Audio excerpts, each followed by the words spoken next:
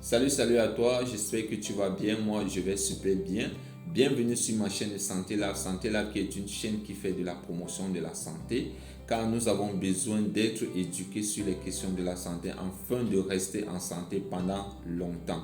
Nous avons également besoin d'être sensibilisés sur les questions de la santé afin de mieux éviter des maladies parce que la santé n'est pas seulement curative, il faut aussi voir la santé du point de vue préventif et du point de vue de la promotion de la santé. Alors, si c'est ta première fois de déposer tes valises sur cette chaîne, alors je te souhaite la bienvenue.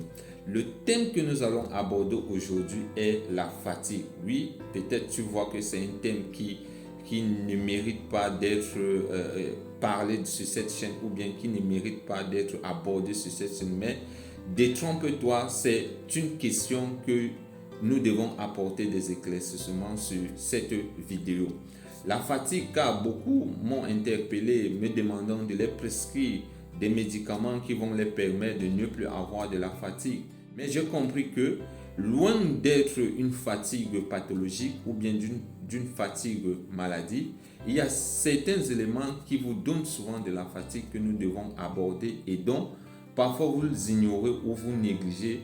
Nous devons les aborder aujourd'hui et apporter des éléments de réponse. Qu'est-ce que d'abord la fatigue? La fatigue, c'est une sensation d'affaiblissement, de lassitude et d'épuisement. Plusieurs s'interrogent, essaient de comprendre et derrière ces interrogations, essaient de comprendre qu'est-ce qui les donne souvent de la fatigue. Ils essaient de comparer de la fatigue comme une batterie faible dans un téléphone ou bien une voiture qui manque de carburant. Ils ne se trompent pas totalement, ils sont quand même à côté. Alors dans cette vidéo, je vais t'apporter 5 éléments qui te dérangent le plus souvent. Et ce sont ces 5 éléments-là qui te dérangent le plus souvent et te donnent de la fatigue. Et également, je t'apporte les réponses afin que tu ne puisses être fatigué, afin que tu puisses avoir de l'énergie pour vaquer à tes occupations, afin que tu puisses avoir de l'énergie pour entreprendre. Parce que c'est également la chaîne des entrepreneurs. Parce que si l'entrepreneur n'investit pas premièrement sur la santé, tout ce qu'il va bâtir, tout ce qu'il va construire va tomber à l'échec à cause de sa santé.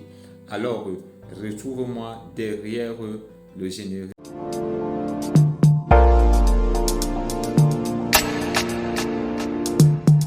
Bienvenue sur ma chaîne Santé Live. Si tu ne l'as pas encore fait, abonne-toi sur cette chaîne et active la cloche de notification afin que tu sois toujours renseigné sur les vidéos que je partage sur cette plateforme appelée Santé Live. Le thème que nous allons aborder aujourd'hui est la fatigue et je vais te montrer les 5 éléments que tu fais peut-être tous les jours et que tu ne sais pas que ce sont ces éléments-là qui te donnent de la fatigue. Loin de la fatigue maladive ou la fatigue pathologique, aujourd'hui nous allons aborder 5 éléments qui te donnent souvent de la fatigue et que tu négliges le plus souvent. Je te recommande de suivre cette vidéo jusqu'à la fin parce que le 5e élément que je vais te parler dans cette vidéo est l'élément vraiment que nous négligeons le plus souvent, mais c'est un élément qui nous donne souvent le plus même de la fatigue. Alors sans plus tarder, nous allons aller sur le vif du sujet. Le premier élément qui nous donne souvent de la fatigue, que je vais appeler cela l'environnement. L'environnement, pourquoi? Nous construisons souvent des maisons qui ne répondent pas aux normes architecturales. C'est-à-dire que quoi? Nous construisons parfois des maisons qui ne sont pas aérées, qui ne sont pas mieux ventilées, qui n'ont pas assez d'oxygène. Voilà où je voulais en venir. C'est-à-dire, certaines maisons ou certaines chambres ne sont pas suffisamment aérées en oxygène afin de vous permettre de mieux respirer, afin de permettre vos cellules d'avoir une oxygénation suffisante afin de produire de l'énergie.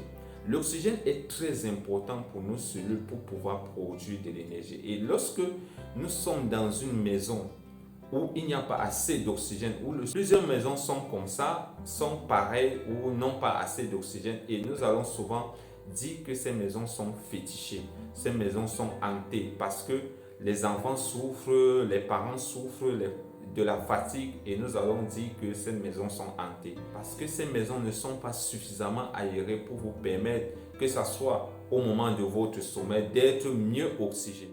À votre réveil du matin, vous serez fatigué parce que le corps a beaucoup souffert du manque d'oxygène. Alors, je vous recommande d'aérer souvent vos maisons, pour que vos maisons aient suffisamment de l'oxygène, que lorsque vous dormez ou lorsque vous êtes même à l'enceinte de la maison, vos cellules ne puissent pas souffrir du manque d'oxygène. Ça, c'était la première cause. La deuxième cause, elle est souvent alimentaire et je dirais également de la boisson. Vous savez, l'alimentation est comme batterie pour un téléphone, est comme de l'essence ou du gazole pour une voiture.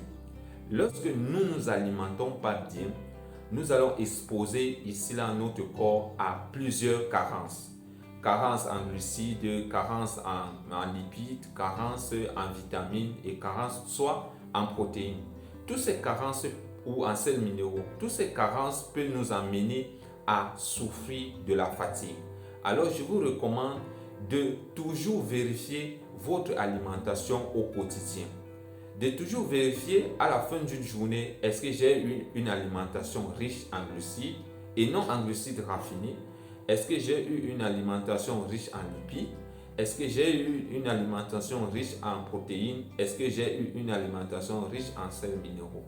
Voilà les éléments et des vitamines également. Voilà les éléments qui vont nous permettre d'éviter de la fatigue. Parce que lorsque vous privilégiez une alimentation sur un seul type d'aliment, alors vous allez manquer d'autres types de nutriments qui seront très importants pour votre corps. Et également dans cette rubrique-là, la boisson. Je parle également de la boisson parce que on recommande de boire en moyenne 2 litres d'eau par jour. Mais il y a des gens qui font des efforts de ne même pas boire demi-litre d'eau par jour.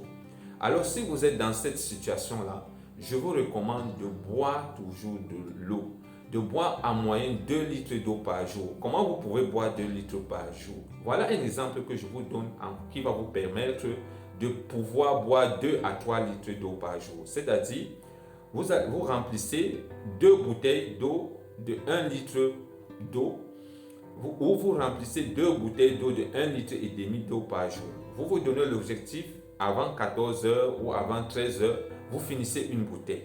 Et avant 20 heures, vous finissez une autre bouteille. Cela va vous permettre de consommer soit 2 litres d'eau par jour, soit 3 litres d'eau par jour. C'est une astuce que je vous partage. Alors, la troisième raison qui nous amène souvent à être beaucoup fatigué, c'est le repos, le manque de repos. J'ai fait une publication sur là dernièrement qui parlait du repos, qui vous conseillait de vous reposer car le manque de repos peut vous amener à avoir des maladies très graves. Alors je vous conseille, lorsque vous avez travaillé, reposez-vous autant que vous avez travaillé. Il y a des gens là qui pensent que le repos n'est pas important. Le repos est très important pour vos cellules. Le repos est très important pour votre organisme. Le repos est très important également parce que ce repos va permettre au corps de se ressourcer, va permettre au corps de se remplir d'énergie, va permettre au corps de remplir ses batteries afin de vous permettre de vaquer à vos occupations, afin de vous permettre d'être toujours au top niveau. Parce que si vous ne vous reposez pas, les batteries seront taries, les batteries seront faibles. La quatrième cause de la fatigue, la psychologie. Quand je parle de la psychologie ici là, je parle des facteurs qui entravent sur notre mental. Quels sont les facteurs qui entravent sur notre mental? C'est le stress. Vous devez essayer d'adopter des comportements évacuateurs. Les stress sont très importants.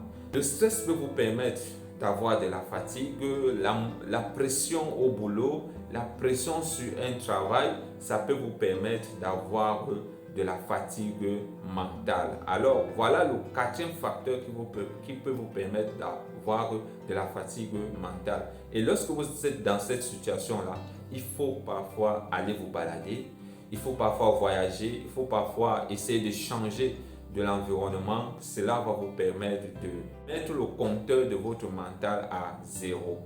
Alors, le cinquième élément qui nous donne souvent de la fatigue, c'est souvent un élément que nous négligeons le plus souvent, c'est les rapports sexuels. Oui, les rapports sexuels. Il est souvent rendu compte que lorsque vous faites un éjaculat, vous déversez, vous perdez une quantité d'énergie qui vous permettra de faire 7 km de marche. Alors c'est énorme. Et si également vous ne mangez pas, les études ont démontré cela.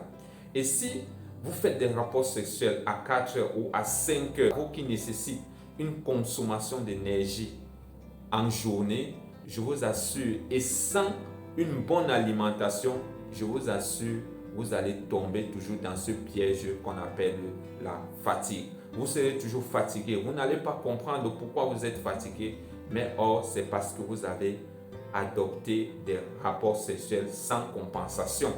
Il faut le dire, sans compensation. Donc, le conseil que je veux vous donner, pour ceux qui font des rapports sexuels durant la nuit, ou bien à 4 ou à 5 heures, même à 6 heures, je vous conseille de bien vous nourrir. Je vous conseille d'avoir une alimentation riche en glucides qui va vous donner de l'énergie pour pouvoir vaquer à vos occupations tout au long de la journée. Alors voilà les 5 causes que je viens de te partager sur cette vidéo. Alors, si cette vidéo t'a plu, 3 choses je te recommande. Première chose, si tu ne l'as pas encore fait, abonne-toi sur cette chaîne et active la cloche de notification. Deuxième chose, si cette vidéo elle est intéressante, je te recommande de partager cette vidéo à tes nombreux groupes WhatsApp, Facebook, de partager cette vidéo afin qu'elle puisse être référencée sur Google. Parce que lorsqu'une vidéo est likée et partagée, le moteur de recherche comprend que c'est une vidéo qui est importante. Troisièmement, écris-moi dans les commentaires si tu as un sujet que tu voudrais que nous abordons sur cette plateforme. Écris-moi dans les commentaires et nous allons vous apporter des réponses par rapport à ça. Quant à moi, je te retrouve pour une prochaine vidéo sur cette plateforme appelée Santé.